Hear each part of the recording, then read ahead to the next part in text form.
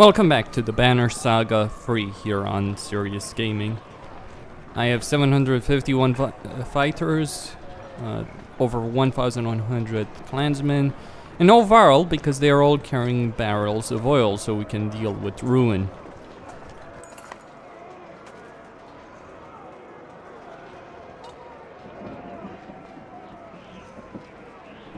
The sight of a mender surprises you. They've emerged from their libraries and are weaving patterns in the earth to repair the splintered wood. It looks like dangerous work. How can we help? Oddleif shouts up to one standing on the rubble, trying to wrestle away a sheared log. He speaks softly but makes it clear that they need replacement wood and stone to patch the damage. It may be dangerous for us to linger long, Petrus tells you, pointing out some watching from distances, other houses waiting to see what you do, making plans of their own. Send word to the caravan to get the clansmen involved. Before long, familiar faces arrive carrying fresh building supplies. You reluctantly leave them in harm's way and continue onward, but the cause is worthy. You hope it pays off for everyone eventually. Oh, it will. We need this.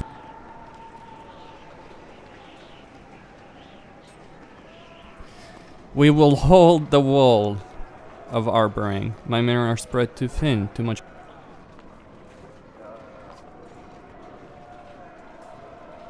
Look at the horizon, so many just standing around watching. Other houses, they're waiting for us to fall before they start.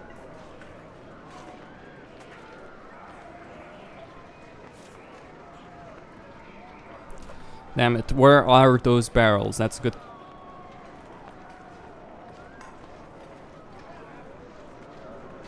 Guess we'll see.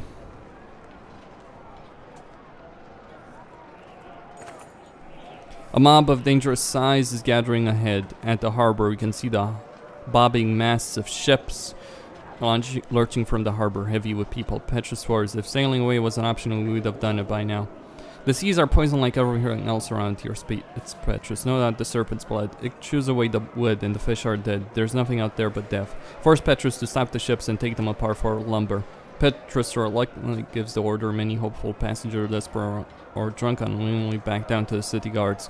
Eventually, Petrus and his men give up trying to stop all the ships from departing. They manage to pull aside a few for lumber to help reinforce the walls. You move on, worried that you've already taken too much time here. Someone catches your eye amongst the crowds. Her gold cloak stands out. Nid? You ask. Nid looks away as you approach, but he knows you've seen her. She drags two boys along by the wrist towards the harbor.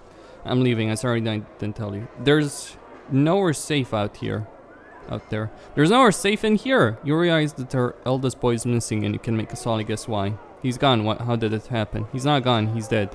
I don't blame you or myself. I don't even blame the dredge. What's the blame for all this? Do you know? Nobody can tell me. I just don't want to be here anymore. Anywhere but here. She pushes just past having said her piece. Ned, wait. Stay, Ned. I've known cowards and you're now one of them. This isn't about... She stops mid-sentence. She looks down at her boys and her expression softens. This isn't about me, is it? Sometimes I wish it were. Wouldn't things be so much simpler? I envy my parents. The most they had to worry about was getting their children to eat eggs. Every parent wants to give their children a better life than they had, but my boys will never have that chance. Unless I make one for them. You're right, I'm no coward. Ned pushes back hair from her eyes and follows you away from the docks. You can actually lose her, apparently.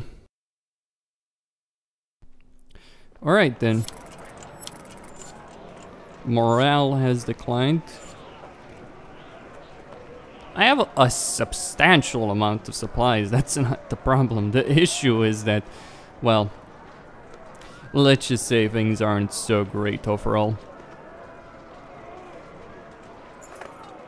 Families, elderly, and children are still pressed up against the walls in staggering numbers. With no room to spread out, they're caught in the midst of the marauding dredge.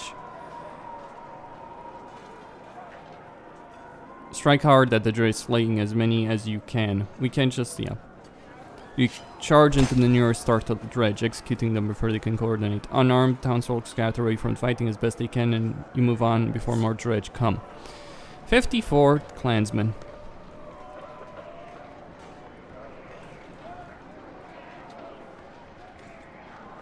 Alright, quite a few, and I have a substantial amount of fighters as well.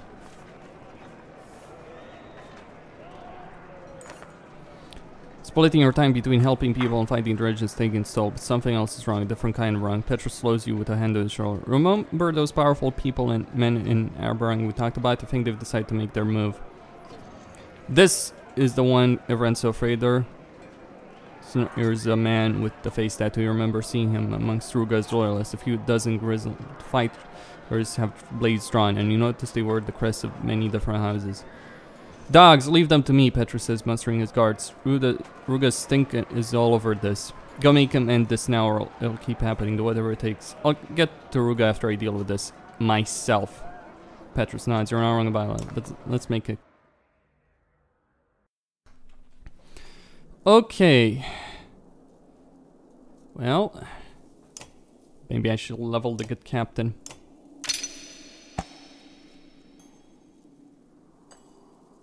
Actually, that was a bad idea. To be fair.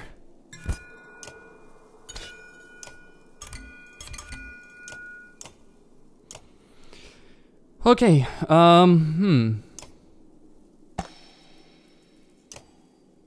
Nah. Or... nah, to hell with it. Alright, before I do go out...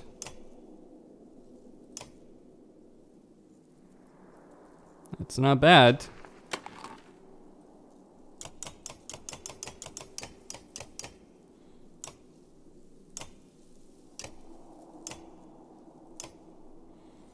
Should I take him? Or should I take Ned? More archers could work. Might work, might not work. Yeah, Trifke is still injured. Alright, I'm gonna try and keep everyone safe.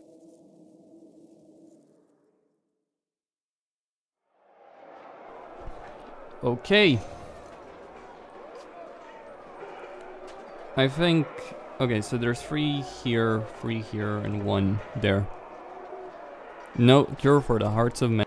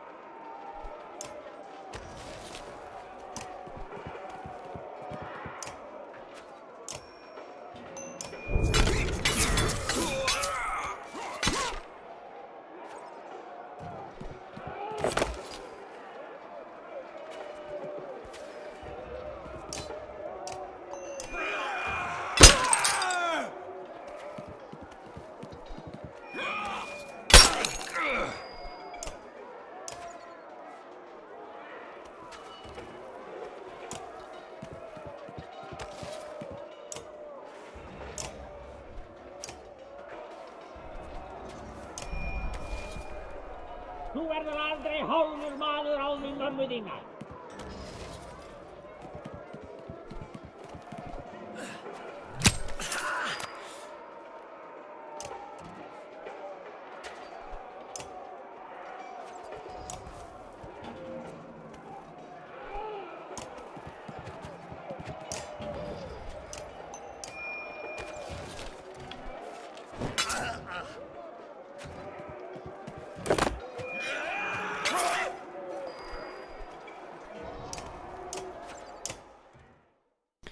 Well, I shouldn't have sent him so far ahead.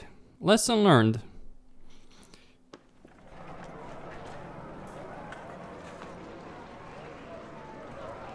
But it seems Ruga is making his move, or some of the people that support him are making their move.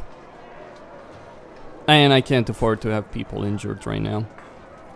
Don't have enough supplies for too many days, so people get injured, things are gonna get complicated. It seems to be one battle after another.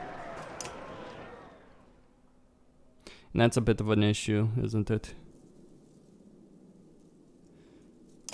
Alright.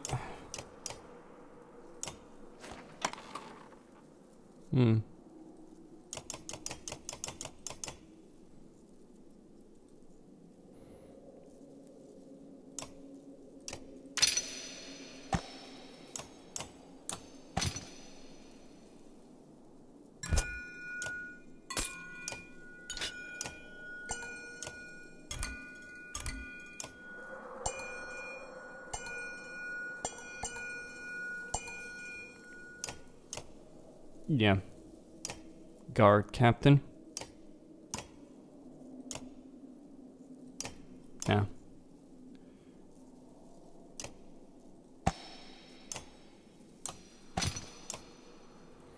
Let's just do it.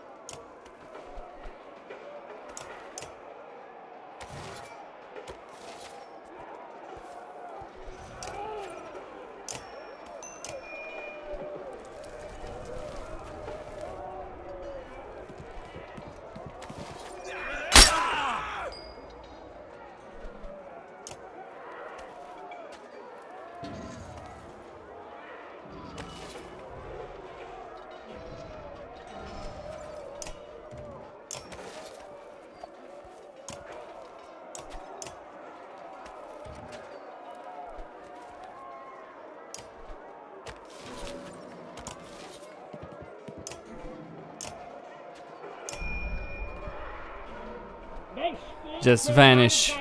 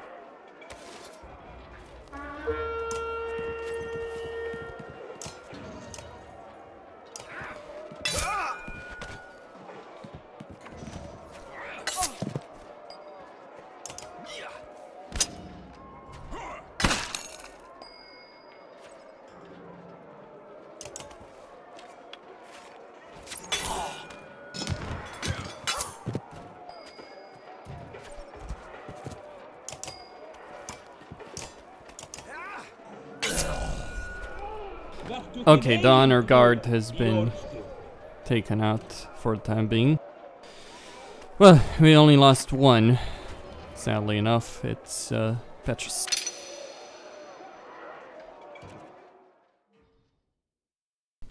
No Varl in this one, though. Sadly enough. Ruga. More loyalists lurk in the channel, unsure whether to press the attack. Unexpected sound begins to seep into cacophony of battle, tolling of bells. What is now another breach? Shouts Ali. Worse, replies Petrus. Tradition, the king is dead. Look up to the grey hole resting on the black rock plateau and see thin blue smoke coming from the flue. Ruga's loyalists hear a laugh, raising their axes to the sky even as they retreat from the fight. A knot forms in your stomach and you're already heading towards the prison. Ruga is going to suffer for this. Is he? I don't know if he is. There's not much food left, though.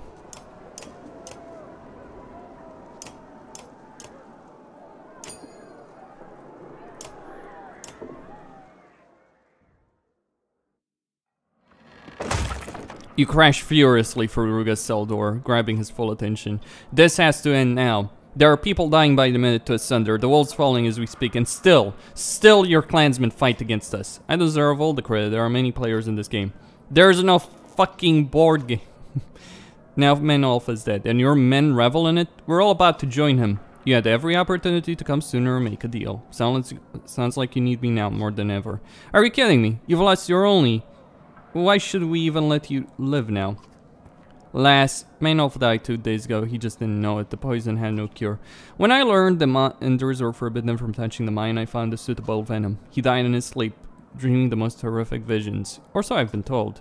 You vicious son of a bitch! Have you ever witnessed a city turn hungrily upon itself like a starving wolf eating its own cubs? Have you witnessed the rape, slaughter, and torture of thousands, the sounds and the smells of it? I have. Oh, and when that cat spills over the edge, there is no cure, just like Maynolf.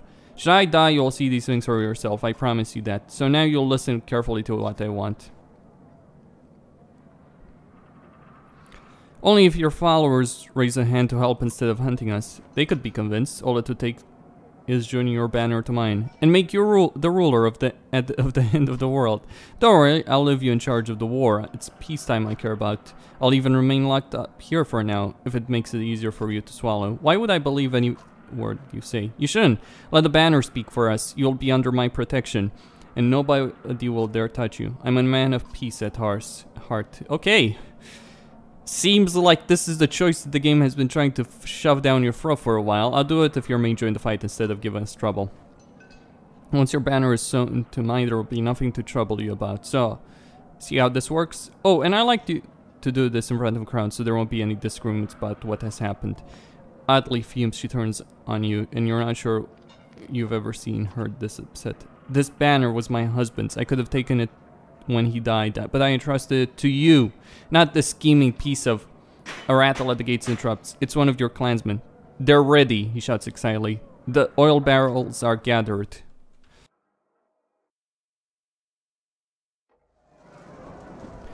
Well, the Varl are ready at the very least.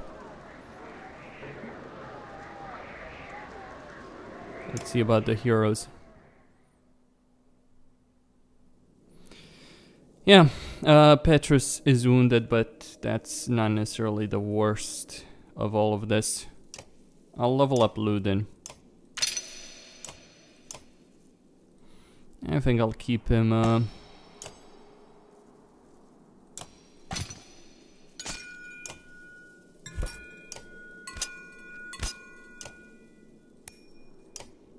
okay.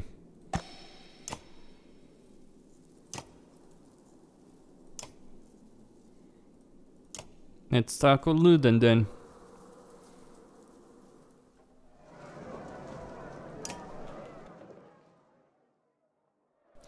Ludin, there you are. I wasn't sure where you went after the bells. I was with him when he died. He did not go easily. You get the distinct feeling their time together was strained. I thought we should clear the air about Ludin being the king now. Believe me, I've been thinking of little else since we arrived. But if you're worried about me seizing control, don't be. As far as I'm concerned, nothing changes. Your banner is yours. The Varl and Horseborn make their own decisions. If you like, we can discuss it further. Ludin waits quietly for a response. So, you're just giving up your birthright. Now long ago, there was no such thing. We still cling to these banners because men follow deeds, not blood. My father wanted to change that. I've come to disagree. Don't look so surprised. It's just that you had a certain reputation, Prince Ludin. What changed? Traveling with you, seeing how people live. I know, it sounds cliché. For a long time I was jealous of how others look to you instead of me, but over time, what kind of sane person wants to appoint themselves as the one to tell others how they should live?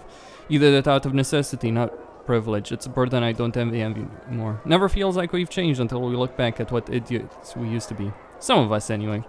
But we've all been in for some changes, haven't we? Ludin waits quietly. Okay. I'm sorry your father passed. I suppose I am as well. I know that sounds strange. There was always this sharp edge to him. He wanted to be a ruler, not a leader, if you catch the difference. I always remember the feeling he'd give me, that he truly believed he deserved to rule men.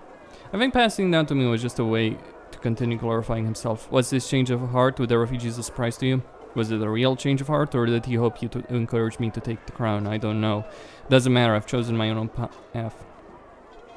What do you intend to do now? I still have some privileges as my own son. I intend to use them. When they learned the darkness, my father ordered every mender and man of heart to our burg. They still answer to me. I intend to find a solution that will protect us from the darkness. How's that going? Like a fat man coming home from the meat hall. Slow and stumbling.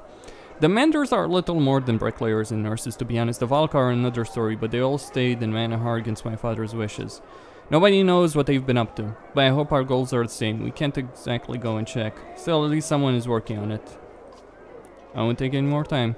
I'm glad I found you, though. It was good to talk. Listen, even if I wanted to rule now, it would be a struggle. Arbering needs fewer struggles, not more. And fewer people trying to rule. When about all of this is over, Arbering still needs a leader. I'll consider leadership another time, maybe. It'll be the decision of the people who are now they'll look to you. The smart ones, anyway. Let me worry about the Menders for now. It sounds like they're ready to go against Ruin. I'll gladly stand with you in the fight if you need me. We both. You imagine a resemblance between the two you hadn't seen before, but you leave it unsaid and turn your thoughts to the battle to come.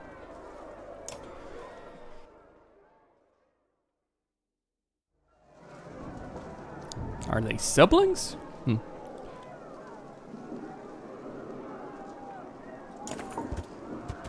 Nets have been wrapped around the barrels of oil and horseborn wait at the ready, prepared to deliver the... There must be every oil barrel in the city, Olive says, looking at the full nets. Gonna have... Mister is preparing several archers with flaming arrows. She looks the happiest you've ever seen her. Let's hope this works. The anchor comes again, the dark streak. The horseborn are already gone, pulling along the netting. When the obsidian hook punches through the wall, they heave the barrels over the top. The net catches and it's pulled back to Ruin. Now, shouts Circe. Licks of fire flit through the air, like fireflies buzzing into the night, gently floating down. An explosion rips into the battlefield, rattling the earth and engulfing the center, blowing dirt and dust into the sky. Cheers erupt spontaneously all the way down the walls. Even the dredge have stopped their assault to watch. Is it done? You wonder. As the dust finally thins, you see Ruin rising, staggering. Cheering dies in the throats. She's wounded, Olive cries. We have to finish it now. Come! You hear her shouted from the ground below. Canary flings her hair back and smiles. Her horseborn look ready to run. We go quickly.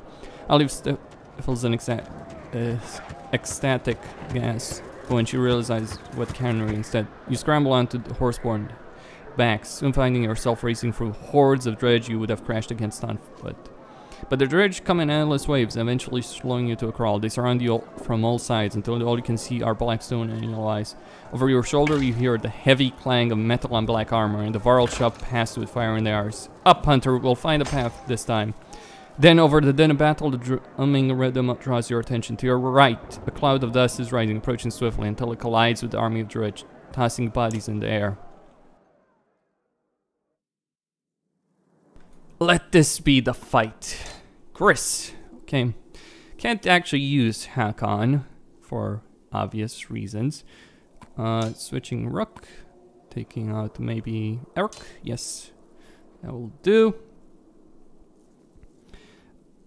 I mean, Aleo is there just to give us willpower.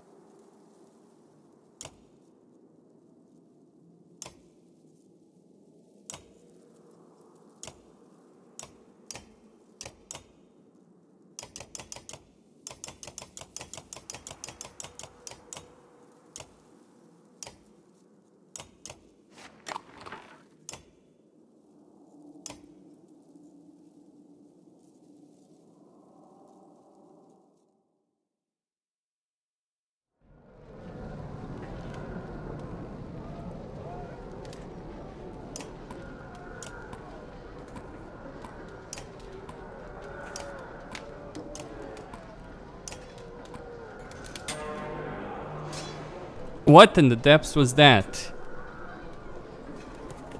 Well, horseborn it would seem. Reinforcements. Oh? I haven't swung a hammer in a century, but that doesn't mean I have forgotten how! Ubin, you magnificent son of a bitch.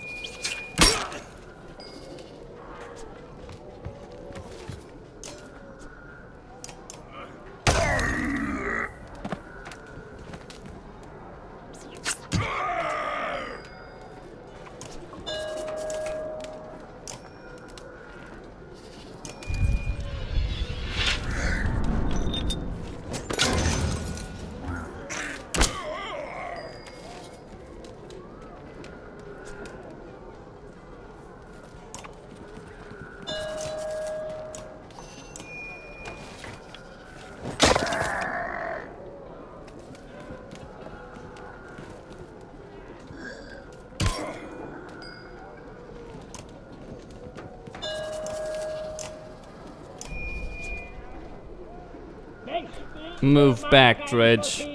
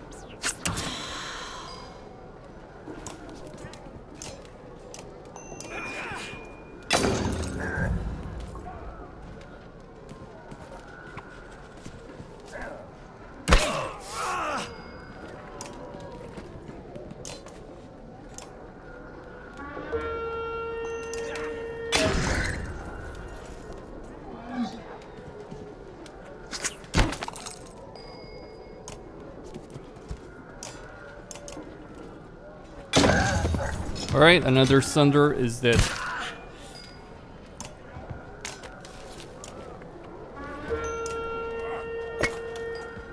Three dead already.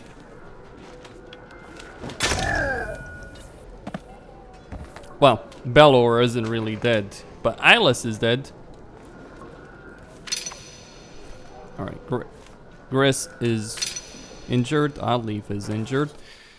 Well, considering what we just faced, I'd say that's a victory. Could have been worse, I suppose.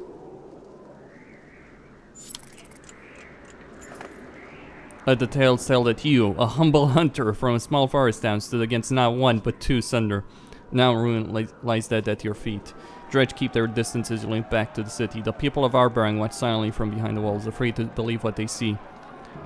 Suddenly cheers ring out around you, rising into chorus of adulation, even if a few dour clansmen stare with hard eyes, most likely Ruga's loyalists. They're chanting your name, Olive grins. You reply, only because they don't know yours yet.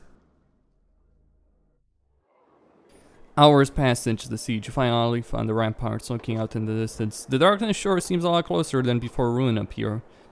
Listen, I've been meaning to ask you something. Look back on the last few days. Have I been acting too recklessly? Yeah. You do seem to be taking charge lately. What's changed? I was hoping you would know this. I don't know. I guess it's about you. I try to care about everyone, but it's hard not to put you first in my heart. The thought of losing you now. I've never regretted giving you the banner, but struggled to stay silent. I feel like I'm the only one arguing with stubborn men for the greater good. If I ever showed the same sort of confidence, well, they have words for women like that. It wears you down. Aren't we all fighting for the same thing? If Juno doesn't make it over everything we've been through. You hear the shuffle of a large footsteps joining you. Nothing's changed. We'll deal with whatever comes. Keep hope. Look at how many arrived at Sundr today, thanks to our efforts. Be glad for that. Speak for yourself, Ubin. How did you get the horseborn tribes to leave Dala Lund? Ah well, when you learn someone's language, you can speak to them. You see, I wish there were more like you, Ubin. It's a long story, friends, a long story. But the short of it is that the dredge are also in the south, as many as here. You'll look over the wall's edge, where the dredge have withdrawn in the absence of ruin. They mill aimlessly. Why just give up? They've still got the numbers to overwhelm us. I'm not sure they were ever into this fight to begin with. I think we're all looking for some peace right now, even the dredge. Damn them, the silence is almost worse than the fighting. A new sound slowly begins to take its place. A warbling moan that fills you with unease and makes your hair stand on end. Should we be worried about this? I don't know, they're just standing there. It's almost as if they're crying. This is worse than the silence. Maybe they were just feeling the pressure a little sooner than once. The darkness doesn't care whose side you're on. You know? Well, we survive Arborang for one more day. Things are not so good though. Vedrafell. We need to get to Ridgehorn, don't we? That's gonna be fun.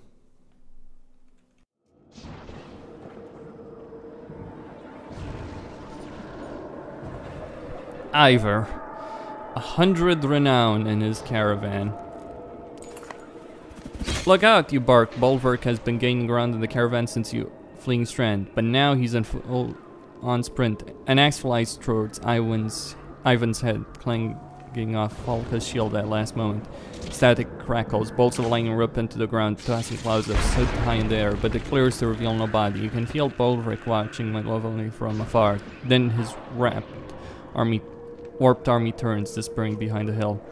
At least he seems to remember the sting, Ivan huffs. Folka shakes her head, picking up the engraved axe Bolverk threw. This is a prized possession, made from his own horn.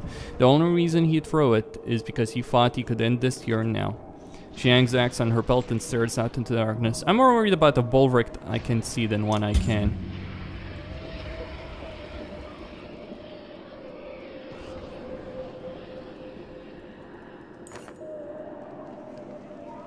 Alright, I am going to pause it right here. Costin signing.